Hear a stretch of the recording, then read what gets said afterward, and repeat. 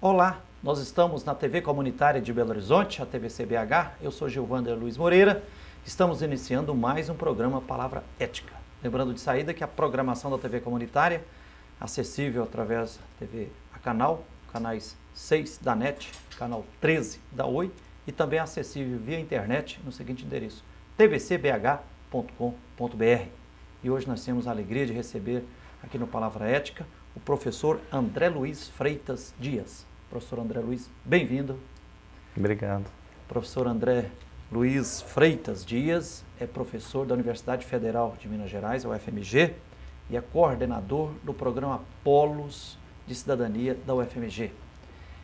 Professor André Luiz, para começo de conversa, apresente. O programa Polos de Cidadania já é bastante conhecido e reconhecido, mas de uma forma sintética, apresente para nós o que o programa Polos vem fazendo em Belo Horizonte, no estado de Minas Gerais. Obrigado pelo convite. O programa Polos de Cidadania da UFMG, ele é um programa de extensão, né, com a interface aí com o ensino e com a pesquisa.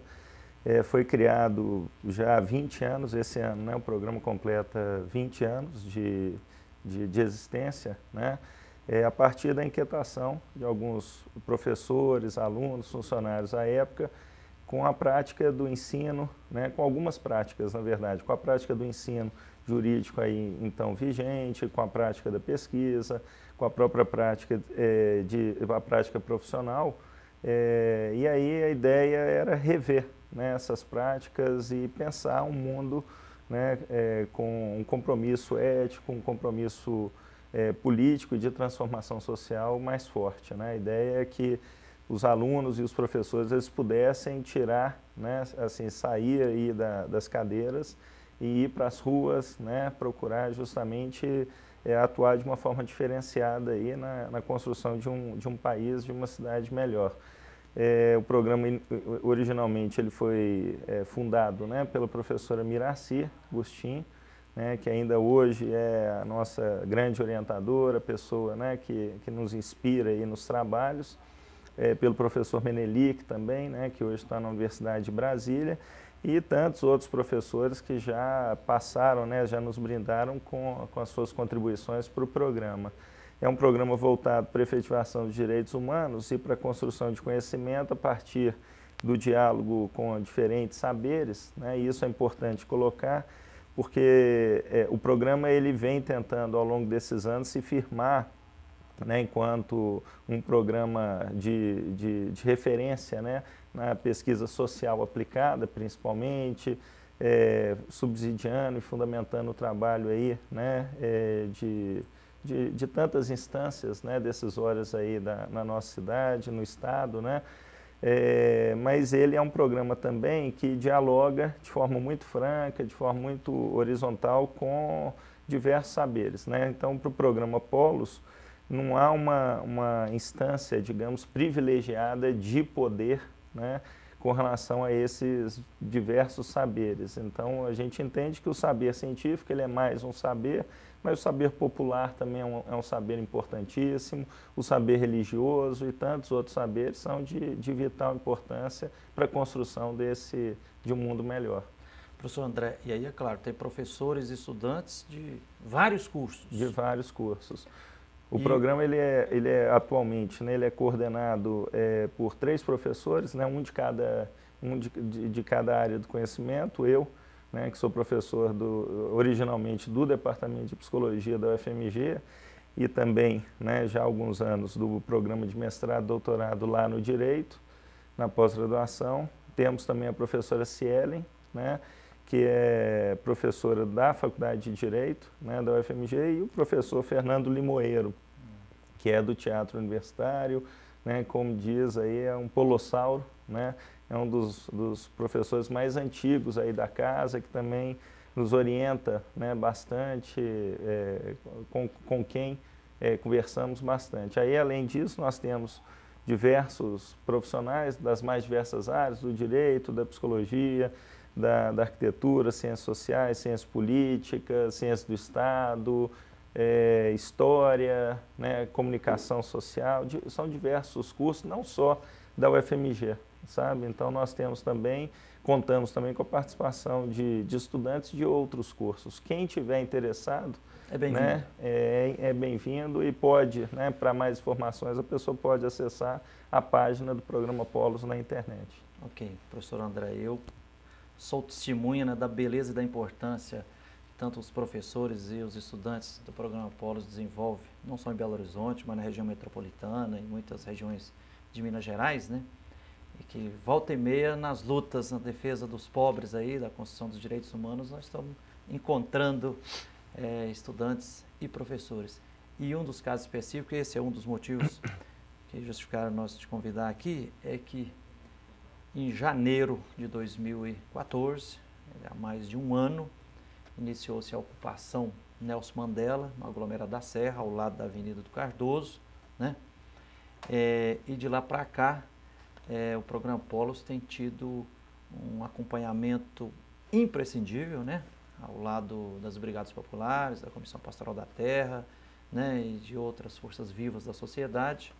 Eu queria que você apresentasse um pouco a ocupação Nelson Mandela e a participação, o acompanhamento que o programa Polos vem fazendo desse caso, que ainda não está decidida. A última decisão é o doutor Magid Lauar, né, da terceira vara de Fazenda Pública Municipal, como juiz substituto, adiou o despejo para o dia 6 de março de 2015 e tem outras condições também. Mas antes de chegar lá, apresente um pouco assim, o que é esse conflito, a ocupação Nelson Mandela, no aglomerado da Serra, e a participação do programa Polos lá. Bem, a ocupação Nelson Mandela é uma ocupação recente, né, situada ali no aglomerado da Serra, né, o aglomerado da Serra que é um dos maiores aglomerados da América Latina. Não é um fenômeno novo, sabe, Frei Gilvander? Na verdade, dentro do próprio aglomerado da Serra, né, o programa Polos Cidadania, que tem uma atuação, né, no aglomerado desde de 2002, um pouco antes, mas já fisicamente... Quase 15 anos. Quase 15 anos, né? Não é uma ocupação, assim, não é uma novidade isso no aglomerado da Serra e outros aglomerados e na cidade de uma maneira geral. A gente chama, né, a criação dessas novas ocupações, a gente tem, né, compreendido enquanto a produção de espaços residuais, né, essas pessoas que vêm normalmente de um histórico de tanta exclusão social, tanta exclusão ao longo dos anos, aí, ao longo de uma vida inteira, elas acabam procurando um espaço, né, para justamente poderem criar os seus filhos, poderem, né, lutar pelos seus direitos, poderem estudar, poderem, né, se alimentar. E aí elas acabam ocupando esses espaços, que são aqueles espaços, muitas vezes, que ainda não foram ocupados, né, os poucos que ainda não foram ocupados, por vários motivos, ou por estarem aí vinculados a áreas de muito risco, ou então áreas de proteção, né, ambiental, coisas nesse sentido. A ocupação Nelson Mandela, então, ela está situada ali no aglomerado da Serra, né, conforme você colocou bem, é uma ocupação relativamente recente, né, mas as pessoas que ali estão, elas não é recente a sua luta por moradia, né? Então, nas entrevistas que temos feito, né, com os moradores, a gente tem observado que essas pessoas, algumas, elas vêm do próprio aglomerado da Serra, não tiveram condições com a implantação de programas, né, muitas urbanistas. Até nasceram lá, né? Nasceram, tem algumas que nasceram no aglomerado da Serra, ou vieram de outros aglomerados, ou estavam na rua, em condição de rua, e aí acabaram justamente... Ou já passaram até por abrigos públicos, né? Passaram por abrigos públicos, e aí procuraram ali um cantinho para poder criar os seus filhos. Então é interessante que, apesar da ocupação ser uma ocupação recente, né, e hoje aí contarmos com um número, né, de famílias aí, né, você tem aquelas famílias que são mais fixas e tem, né, aquelas famílias que transitam, porque, né, a área ela acaba ficando também uma área de muita instabilidade do ponto de vista político, né, também. as famílias com essas reintegrações de posse, com as ameaças, né, de saírem dali constantemente e tal, a gente observa uma dinâmica própria das ocupações. Mas é interessante que, apesar de ser uma ocupação relativamente recente, a luta, né, o processo de exclusão dessas pessoas não é recente e a luta por uma moradia digna, por condições melhores de vida também não.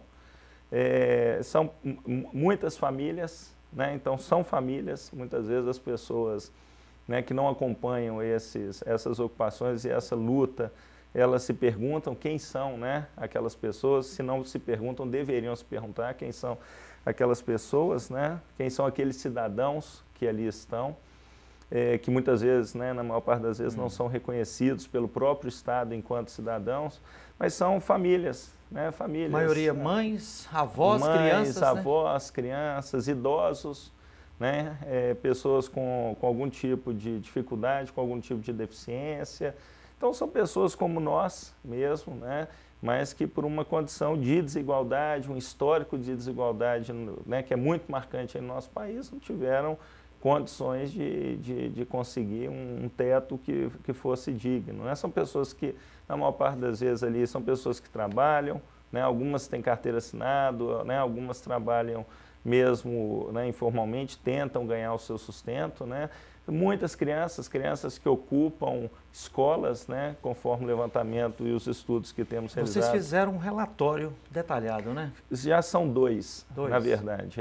Então, desde o primeiro processo de reintegração de posse, no início do ano passado, a gente, compreendendo a ausência, né, de uma compreensão do Estado com relação àquelas famílias, nós fizemos dois relatórios no sentido de mostrar, de dar uma visibilidade àquelas pessoas, né? Então são dois relatórios, ambos de mais ou menos aí 80, 100 páginas, com muitas fotografias, com muitos relatos e uma análise bastante crítica. Nós apresentamos quem são aquelas pessoas, o que fazem, de onde vêm. E esses relatórios foram anexados aos processos jurídicos? Foram anexados aos autos, né, a nosso pedido. Ambos foram anexados aos atos, eles são públicos, né? Quem quiser também pode ter acesso aos relatórios. Muitas pessoas nos pedem os relatórios, nós temos uma certa dificuldade em fornecê-los, porque ali tem o nome das pessoas, tem documentos, né, a indicação de alguns documentos das pessoas, fotos, e aí fotos de crianças, fotos, né, de mulheres, muitas gestantes. Em síntese, que fazem um acompanhamento. Nesses dois relatórios, professor André, estou quase terminando o nosso primeiro bloco, nesses dois relatórios confirma-se a altíssima vulnerabilidade social das famílias? Altíssima. Na verdade, uma situação, aquelas famílias são famílias vulnerabilizadas, na verdade, pelo Estado, né? E apresentam, conforme eu coloquei, um histórico de vulnerabilização, se a gente puder utilizar essa palavra, né, de vulnerabilização que o próprio Estado acabou proporcionando a elas. Ok, professor André, tá boa a prosa, mas nós vamos ter que fazer um pequeno intervalo, nós vamos continuar daqui a pouquinho. Nós estamos hoje aqui no Palavra Ética, entrevistando o professor André Luiz Freitas Dias, que é professor da Universidade Federal de Minas Gerais, UFMG, e é o coordenador do programa Polos de Cidadania da UFMG. Nós estamos aqui aprofundando, jogando mais luzes para que a verdade apareça em torno desse conflito social que envolve dezenas de famílias da ocupação Nelson Mandela no aglomerado da Serra aqui em Belo Horizonte. Nós vamos a um pequeno intervalo e voltaremos já já. Espere aí. Para derrubar adversários e que sabem como ninguém o que fazer em meio a uma confusão na rua. Aí a gente foge da briga. A sua vida vale mais que qualquer discussão. No Brasil, milhares de pessoas são mortas por impulso. Conte até 10. A raiva passa, a vida fica. Paz, essa é a atitude. Uma campanha do Conselho Nacional do Ministério Público e ENASP.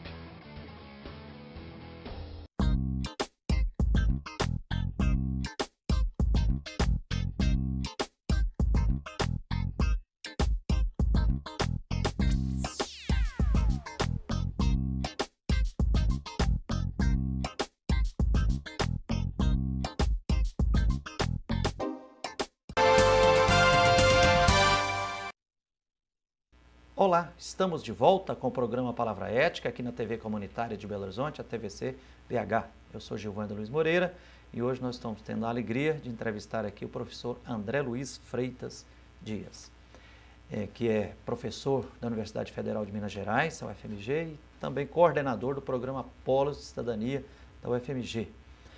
Professor André, no final do primeiro bloco, você estava descrevendo assim a altíssima vulnerabilidade social que envolve as dezenas de famílias da ocupação Nelson Mandela aqui no aglomerado da Serra, em Belo Horizonte. Você chegou até a dizer assim que que elas foram vulnerabilizadas pelo Estado.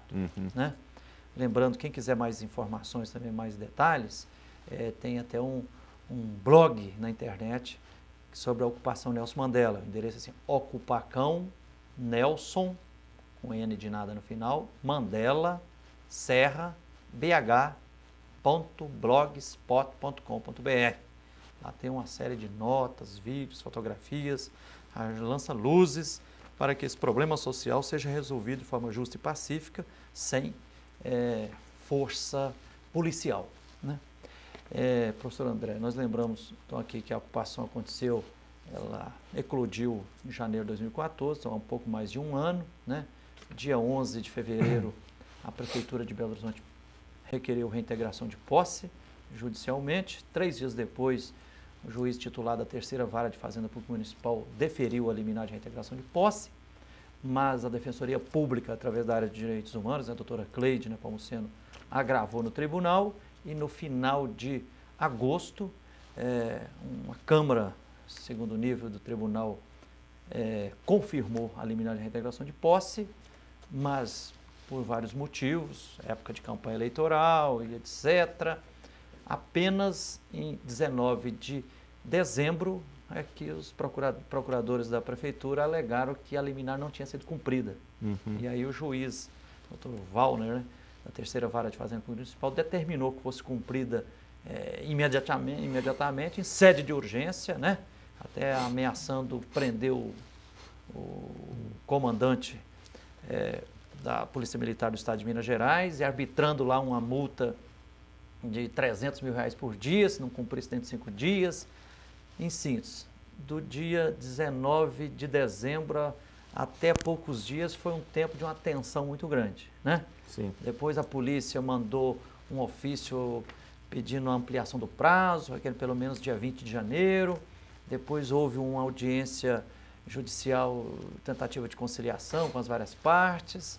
E a última decisão agora, no dia 4 de fevereiro, o doutor Magid, juiz em exercício, no caso, né, substituto da Terceira Vara de Fazenda Pública, expediu lá, confirmando uma decisão jurídica, que nós ficamos muito felizes. Eu acho que é uma decisão paradigmática, emblemática.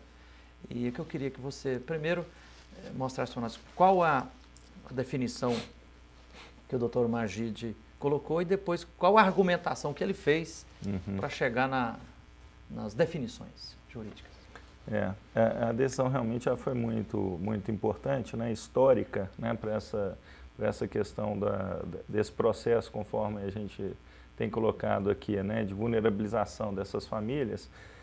Porque, primeiro, que de fato reconhece essas famílias enquanto famílias numa condição de desigualdade. Eu acho que esse é um ponto fundamental. Né? Ele não cancelou a reintegração de posse, não. Ele né? não cancelou a reintegração de posse, ele manteve a reintegração de posse, mas condicionada, entendeu? Adiou a reintegração para o dia 6 de março. Ele adiou próximo, a reintegração. Né? Né? Colocou umas condições. E colocou, né? na verdade, algumas condições. Quais as condições?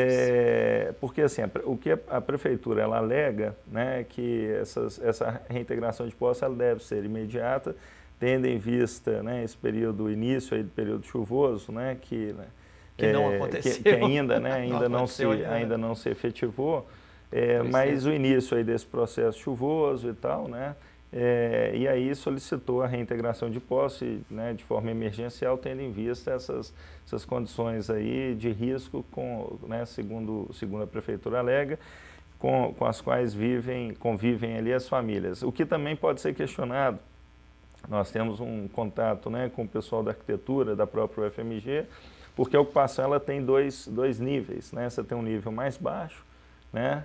Onde vivem algumas famílias, e um nível, digamos, um platô em cima, onde vive, na verdade, a grande parte aí das ocupações. De acordo com a Faculdade de Arquitetura ali da UFMG, alguns grupos, né, de pesquisa, de extensão com os quais temos dialogado, na verdade, a parte de cima, ela não caracteriza, né, essa situação de risco imediato, conforme a própria prefeitura coloca, né? Na verdade, esse risco estaria mais relacionado às famílias que estão embaixo. Então, na decisão... Só um parênteses aí, doutor, né? Teve até ultimamente agora também, nós pedimos um geólogo, o doutor Carlos von Sperling, geólogo, foi lá, fez uma série de visitas, e depois ele soltou um laudo, parecia um relatório, mais de 30 páginas, com fotografias, uma análise criteriosa, dizendo que o laudo de uma página e meia que a Urbel apresentou dizendo que tinha risco geológico, falou, não existe risco geológico. Ele chega a dizer que ele moraria lá, que a barragem de contenção que tem lá das chuvas está em perfeita segurança, está limpa, tem o ladrão, água correndo, beleza e tudo. E atesta que as famílias estão convivendo de forma harmoniosa com o meio ambiente ali. E até o contrário, é que lixo que está chegando lá é do entorno, e a prefeitura não está cumprindo o seu papel, e aí com parcela também da sociedade do entorno, causando risco, né? Então até essa questão do risco geológico, ela não ficou muito clara não, né? O próprio juiz, doutor Magid, ele também compreende dessa forma, né? Então a decisão judicial, estou colocando essas coisas porque é importante, porque o primeiro item da decisão judicial dele, ele solicita que os envolvidos, né, os diversos atores aí que são, assim, que participam do processo e tal, e incluindo aí apoiadores, ele cita o próprio programa Polo Cidadania e outros tantos, né, que procedam imediatamente à retirada dessas famílias do nível mais baixo e que a realoquem no nível mais alto. Na parte superior. Né? Na parte superior, que seria essa área que não há um risco de fato para fazer isso até dia 13 de fevereiro. Isso, agora de fevereiro. Então esse seria um primeiro ponto que é importantíssimo. Né? Então realocar essas famílias, que são poucas, que estão embaixo, na parte superior, onde esse risco, conforme você mesmo colocou, ele de fato não foi comprovado. Né? Há discordâncias, na verdade, com relação a isso. O segundo ponto que ele coloca é que essas famílias sejam imediatamente incluídas em programas sociais, né, de habitação da prefeitura, do Estado. Que é um negócio complicado, Frei Wander, porque a prefeitura se nega, né, a dialogar com essas famílias. Na verdade, esse é um ponto importantíssimo de se considerar no que diz respeito a essas ocupações urbanas que temos, né, acompanhado aqui em Belo Horizonte de uma maneira geral, que a Pastoral e tantos outros movimentos têm acompanhado.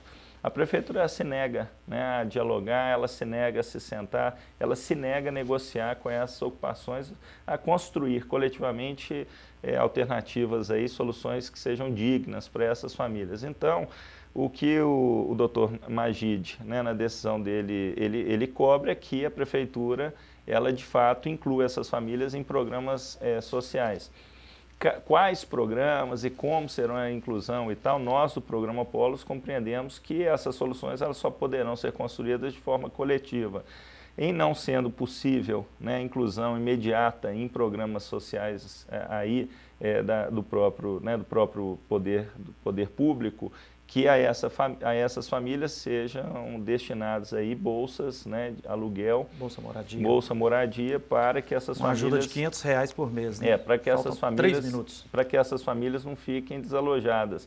E aí é interessante o quarto item da decisão dele, são 4 itens fundamentais, que ele chama o Estado também, né, no caso o governo de Minas, a também colaborar e construir coletivamente, né, contribuir para a construção de uma alternativa digna para essas famílias. Então, eu acho basicamente a decisão, ela coloca isso, né, ela reconhece o histórico de exclusão dessas famílias, né, ele inclusive no processo, assim, na decisão, ele se pergunta, né, para onde irão essas famílias, e ele próprio conclui que essas famílias não haverá uma saída digna para essas famílias, que elas irão de fato para o olho da rua. E ele cobra, então, né, dos poderes, aí dentro do poder público, e aí uma alternativa digna, né, uma construção que seja mais coletiva aí, e que, de fato, interrompa, né, esse processo, que é um grave processo, que o programa Polos tem batido tanto na tecla, que é de violações recorrentes e sistemáticas a essas famílias aí desse histórico de desigualdade. A gente tem chamado isso, só para você ter ideia, de um terror, né, de Estado, que a gente tem acompanhado assim, a implantação desse clima de medo, esse clima de pânico, né, junto às ocupações, por parte, né, de alguns agentes públicos de forma sistemática. Então a gente entende que esse processo de violação ele deve ser interrompido imediatamente e que os atores eles se sentem, né, à mesa justamente para negociar, para dialogar e para construir aí alternativas dignas para todos. Esperamos que o tribunal, certamente a prefeitura vai recorrer dessa decisão, né? Esperamos que o tribunal em segunda instância, os desembargadores tenham a sensatez também de estar atento para essa questão social, constitucional que está aí, né? Inclusive, nós já temos verbalmente o compromisso do governo de Minas de reassentar definitivamente as famílias da ocupação Nelson Mandela após elas passarem por um desses programas da prefeitura, seja o Bolsa Moradia ou o Programa Estrutural de Área de Riscos, né? Agora, nosso tempo está quase acabando, professor André, mas antes dessas decisões, quer dizer, adiando o despejo para o dia 6 de março e colocando essas várias condições, quer dizer, obrigando a prefeitura a incluir as famílias nos programas habitacionais ou então determinando a inclusão no Bolsa Moradia, obrigando também o governo de Minas a dar sua participação. O juiz Lued, 8 páginas, quais os principais argumentos que ele colocou, jurídicos e éticos, para chegar nessa decisão? Um primeiro argumento que foi bastante destacado foi justamente a questão da urgência, né? Que ele destaca aí, porque a primeira ação, né? Esse processo ele começa no início do ano passado, fundamentado justamente na questão da questão emergencial, né? Da condição de risco daquelas famílias. Então esse é um ponto que imediatamente ele passaram 10 meses e não configurou o risco. Passaram tantos meses e tal, e a própria prefeitura, né, ela não tomou nenhuma ação no sentido de fazer algo por aquelas famílias. Se de fato a condição era de risco iminente, né, a condição era de um grande risco, por que a prefeitura ela não tomou nenhuma providência nesse sentido? Esse seria um primeiro ponto. Segundo ponto, rapidamente, é que essas famílias, né, que já vêm de um histórico de exclusão e de vulnerabilização ao longo de todos esses anos e tal, provavelmente com a saída, né, daqueles locais, provavelmente essas famílias elas agravarão, né, o seu processo justamente de vulnerabilização. Né? Isso não resolverá, ou vai reocupar ali ou em outro local. Né? Ou ocupa ali ou ocupa em outro lugar, ou então fica na situação de rua que tem visto, né, e acompanhado também muito, piora. Né? Porque aí a pessoa vai para a rua e aí, por exemplo, se ela tem filho, ela não pode criar a criança, né, na rua, e aí o Conselho Tutelar e outros órgãos também entram no sentido de fazer aí, de recolher, né, essa criança, e aí tem assim, o processo, o ciclo de agravamento aí dos direitos não tem fim. Né? Ok. A prosa é muito boa, mas o nosso tempo esvaiu-se. Só para lembrar também, ele faz referência aos princípios constitucionais, né? Respeito à dignidade humana, a função social da propriedade, né? O poder público tem que cuidar das pessoas, não só de patrimônio, direito à moradia, direitos sociais. Né? Professor André Luiz Freitas, muito obrigado por ter vindo aqui. Né? Obrigado a você, telespectador. Obrigado de coração aqui à direção da TV Comunitária, aos funcionários que são imprescindíveis aqui na gravação e na veiculação dos programas. Até o próximo Palavra Ética.